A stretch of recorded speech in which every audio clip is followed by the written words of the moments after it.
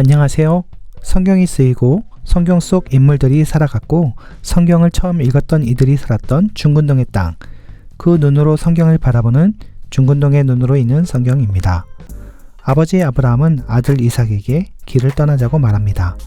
여호와 하나님께 제사를 드리러 가야 한다고 했습니다. 나귀에는 나무가 한가득 실려 있었습니다. 그런데 제물로 바쳐질 양이나 염소는 없었습니다. 사흘 밤낮 광야길을 걸어가면서도 아버지는 아무런 말씀이 없으십니다. 드디어 모리아산에 도착했습니다. 아버지가 땔감을 지고 올라가자고 하셔서 무거운 땔감을 지고 산을 올랐습니다. 앞서가는 아버지의 두 손에는 불과 칼이 들려 있었습니다. 그런데 정작 제물은 없었습니다. 사흘길을 함께 걷는 아들 이삭에게 아버지의 침묵은 무섭게 다가왔습니다. 처음에는 가볍게 여겼던 일이 점점 무겁게 다가오고 있었습니다. 사춘기가 지나 청년이 다 되었던 이삭은 아버지의 무거운 침묵이 마치 자신에게 닥칠 운명처럼 전해졌습니다.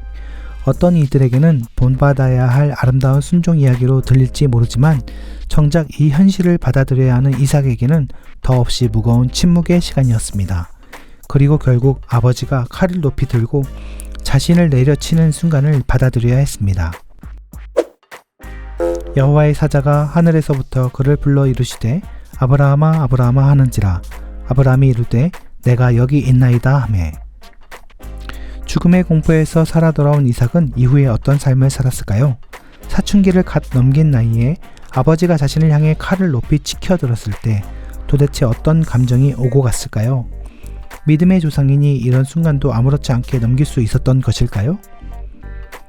아무리 치유와 회복의 과정이 있었다고 해도 평생 동안 보통 사람들과는 전혀 다른 삶을 살아내야 하지 않았을까요? 왜 성경에서 다른 믿음의 조상과 달리 이삭은 아무런 말이 없는 조용한 사람처럼 보이는 것일까요? 그리고 이런 이삭이 믿음의 조상이라 불리는 이유는 또 무엇일까요? 오래전 아브라함과 이삭이 살았던 중근동 지역의 이방 종교에서는 자식을 바치는 인신제사가 만연했었습니다. 아브라함과 이삭도 이런 모습을 자연스레 여기며 살았을 것입니다.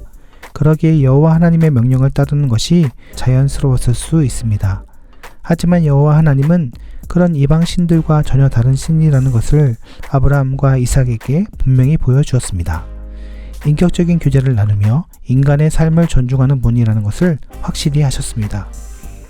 이런 아브라함의 순종과 그리고 그 뒤에 가려져 있던 이삭의 깊은 상처와 무거운 삶의 무게를 감당해야 했던 시간으로 인해 우리는 여호와 하나님의 깊은 사랑을 마음껏 누릴 수 있게 된 것입니다.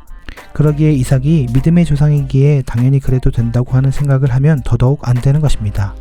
세상에 그래도 되는 사람은 아무도 없습니다.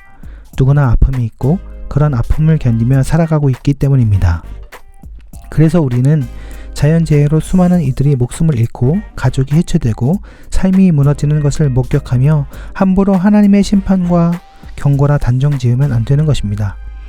우리가 이삭을 믿음의 조상이라고 믿는다면 이삭과 같이 큰 고통을 받는 이들이야말로 우리가 이삭에게 진 믿음의 빚을 갚아야 할 이들이라고 여겨야 하는 것입니다.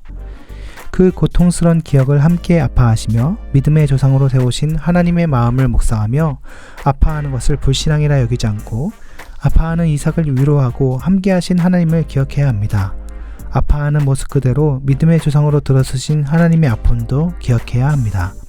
하나님의 위로와 돌보심이 함께 하시는 하루하루 되시길 소망합니다. 감사합니다.